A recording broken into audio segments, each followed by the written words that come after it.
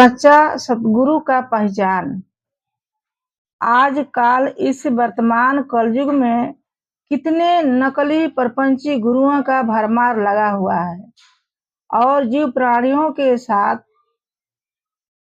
सच्चा गुरु का पहचान न होने के कारण भोले भाले जीव आत्मा उस नकली गुरुओं के नकली नाम दीक्षा लेकर इसे संसार सागर में भटक गए हैं। सावधान करते हुए सतपुरुष परमात्मा कबीर साहब जी कहते हैं कि अधिक समाज का भीड़ और बंगला आश्रम देखकर मत भूल जाओ। पहले जिस गुरुओं से दीक्षा लेने जा रहे हो उसका प्रमाण यानी सर्टिफिकेट का पता लगाओ कि सच में असली मुक्ति देने वाले गुरु हैं कि नकली हैं। असली नकली गुरु का पहचान सतपुरुष परमात्मा कबीर साहब जी कहते हैं, सच्चा मुक्ति देने वाला गुरु का पहचान मैं कराता हूँ। ध्यान से सुनिए मेरे भारतवासियों, नगरवासियों, देश की प्रजा, सच्चा गुरु का मैं पहचान करा रहा हूँ। ये सतपुरुष का वाणी है और उनकी ही कृपा से यह पहचान हुआ। सच्चा सतगुरु जो होता है वह जीते जीते मृतक दशा को प्राप्त कर लेता है। यानी जो सच्चा गुरु होते हैं वो जीते जीते अपना आत्मा को छोड़ करके और एक पवित्र आत्मा इस काया में प्रवेश कर जाती है। पहला। दूसरा है कितना दिन परमात्मा सदगुरु को प्राप्ति के लिए तपस्या किया, इसका प्रमाण पुस्तक में लिखा है कि नहीं। क्योंकि शरीर तपता है तभी दिव्य ज्ञान मिलता है। जैसे सोना है तो सोना जब आग में तपता है, सुनार आग में तपाता है तभी उसमें प्रकाश आता है। दूसरा, सत्य की परीक्षा कब कब कैसे हुआ उसका प्रमाण पुस्तक में लिखा है कि नहीं। इससे सच्चा गुरु का पहचान हो जाता है। जब जब परीक्षा होता है सत्य का तो संतों के वो पुस्तक में उसका वर्णन किया जाता है और वही करता है। जिससे परीक्षा होता है वही वर्णन कर देता है कि तपस्या में कितना हमसे सत्य का परीक्षा हुआ और किसने लिया। सत्य पुरुष परमात्मा ने जिस दिन तारीख का अपना मोहर छाप लगाए उसका प्रमाण पत्र पुस्तक में प्रस्तुत किया है कि नहीं। यानी सतपुरुष का जब गुरु का पद मिल जाता है संतों के तो सदगुरु परमात्मा ने अपना मोहर छाप लगा देते हैं आगे पीछे हृदय में। जैसे सर्टिफिकेट होता है आईए के बीए के तो वो सर्टिफिकेट से पता चल जाता है कि लड़का आईए बीए एमए किया है। उसी तरह संतों का सर्टिफिकेट उसके पुस्तकों में पढ़ने से पता चलता है कि किस दिन तारीख को सतपुरुष परमात्मा ने अपना मोहर छाप लगाए हैं। मेरा दिन तारीख का मोहर छाप सतपुरुष लगाए हैं उसका मेरा पुस्तक में प्रमाणित है। और चौथा में काल निरंजन और जो गुरु बनकर बैठे हुए हैं तो वह कब कब और कहां कहां उसे वाद विवाद करके रोक लगाया कि हमारा राज्य पर तुम अधिकार करने के लिए क्यों भवसागर में आए हो। यानी जैसे सतगुरु कबीर साहब जी का अनुराग सागर में काल ने उससे छल कल करने के लिए बहुत भेद लिए और रोक लगाए, उसमें लिखा गया है। उसी तरह इस कलयुग में जब मैं सत्य के वरदान मांगा, सतपुरुष को प्राप्ति करने के लिए, और सतपुरुष जब प्रकट हुए तो मुझे नारी समझ कर काल निरंजन ने बहुत हर जगह प्रकट होकर के और इतना कड़ी आवाज में मुझसे बाड़ी बोलकर विवाद करने के लिए तैयार हुए कि मेरा राज्य पर तुम कब्जा कर रही हो, यह मेरा राज्य है।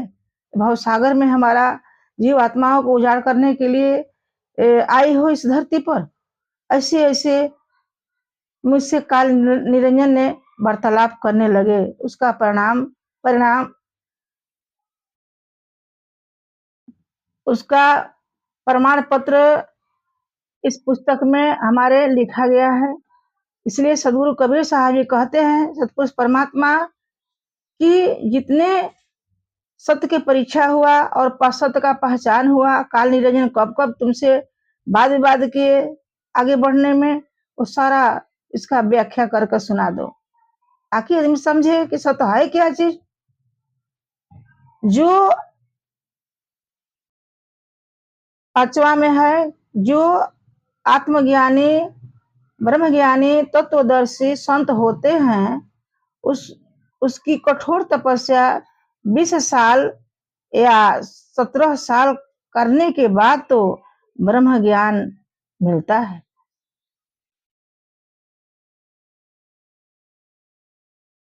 ब्रह्म ज्ञान तत्व ज्ञान प्राप्त करना कोई सहज बात नहीं है।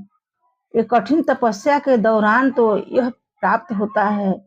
20 साल कोई संत करता, कोई 17 साल करता है। जो त्रुटि फुटी होता है उसका 20 साल बीत जाता है समाज का सेवा करते करते, तो यह ब्रह्म ज्ञान और तत्व ज्ञान को प्राप्ति होता है।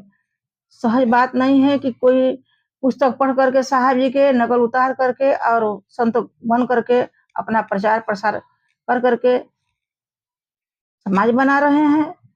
चाहे मुक्ति मिले या न मिले, मुक्ति का तो सबको मुक्ति देने के लिए अधिकार नहीं मिलता है।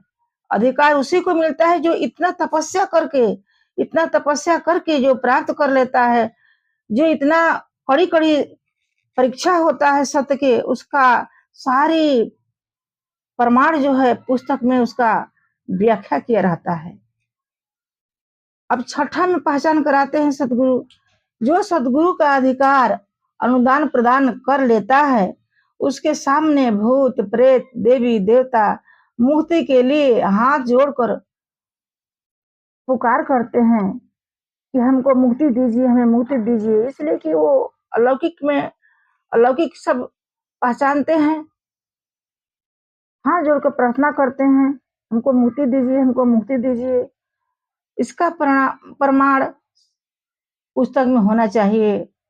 सत्य को जो संत प्राप्त कर लेता है वह अपने तपस्या के दौरान चारों लोकों का यात्रा कर वहां का वर्णन कर प्रमाणित कर देता है। यानी जो अंतिम मंजिल तक जो पहुंच जाता है जीते जीते मोक्ष धाम, वह संत जो होते हैं अपने दिव्य दृष्टि से, दिव्य आत्मा से वो तीनों लोगों का सफर करते हैं। तीनों लोगों को वो बैठे बैठे ही देखते रहते हैं कैसा लोक बना है। तो मुझको सतपुरुष ने तीनों लोगों को दिखाए और तीनों लोगों को मैं वर्णन कर चुकी हूँ, लेकिन अभी पुस्तक नहीं छपने के कारण अभी समाज में इसका चर्चा नहीं है। इसलिए मैं व्याख्या कर रहा हूँ। इससे द्वारा तो समझे कि भेदी गुरु जो भेद बतावे और गुरु कोई काम न आवे। जो भेदी गुरु हो जाते हैं वही सब भेद बताते हैं और गुरु कोई काम के नहीं है। 8वां में कहते हैं सतपुरुष कि जो संत सती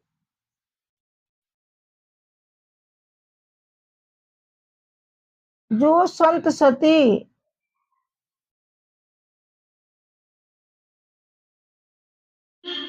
सत्य को प्राप्त कर लेता है वह अपने दिव्य दृष्टि से भक्तों के अंतर मन आत्मा में ढूंढता है और उसको पहचान कराता है कि किस देवता का हृदय में उस सच्चा रूप में मानता है। यानी कहने का अर्थ ये होता है कि जो सत्पुरुष होते हैं, जो सत्य को प्राप्त कर लेते हैं, संत या सती पतिव्रता नारी, वह अपने दिव्य प्रकाश से भक्त के हृदय में ढूंढते हैं कि इसके हृदय में सच्चा रूप में सदगुरु को ज्ञान गुण को प्राप्त किए हैं या कि नकल कर रहे हैं, देखा देखी। इसलिए कि मुझको हृदय में सदगुरु ने प्रकाश दे करके सबको लखाते परखाते हैं कि देखो किसके हृदय में किसका स्थान है। कोई देवता देवी दिखाई देता है तो किसी के हृदय में शून्य शून्य दिखाई देता है, किसी के हृदय में जो सच्चा रूप में भक्ति करता है तो उसके हृदय में मैं ही दिखाई देता हूँ, नहीं तो सतपुरुष कबीर साहब जी का स्वरूप दिखाई देता है। ऐसे हृदय में भक्ति जो आत्मा से करता है उसके हृदय में उस गुरु को प्राप्ति होता है, जिस गुरु को वो ध्यान और गुरु का प्राप्त किए रहते हैं, भक्ति करते हैं श्रद्धा लगन से, उसके हृदय में वो स्थान प्राप्त रहता है।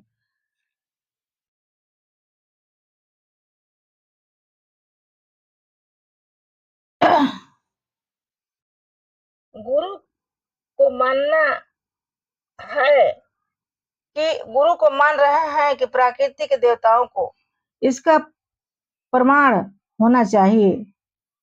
सतगुरु कबीर साहब जी की नकल कर सबको मुक्ति देने के लिए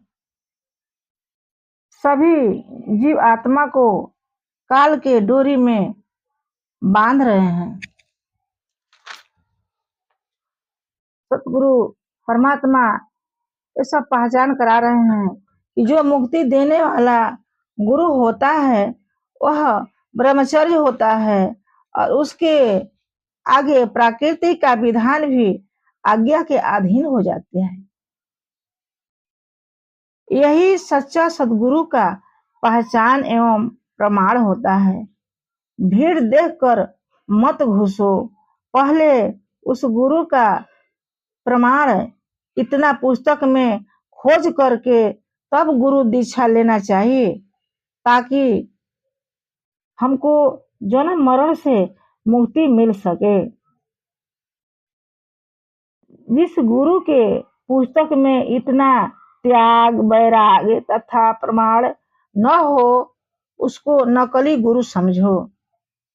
जो सच्चा गुरु सदगुरु होता है उसे पग पग में सत्य का परीक्षा होता है। उस परीक्षा में फर्स्ट निकलता है, तब सदगुरु परमात्मा उस मुक्त आत्मा को गुरु पद उत्तराधिकारी बनाते हैं।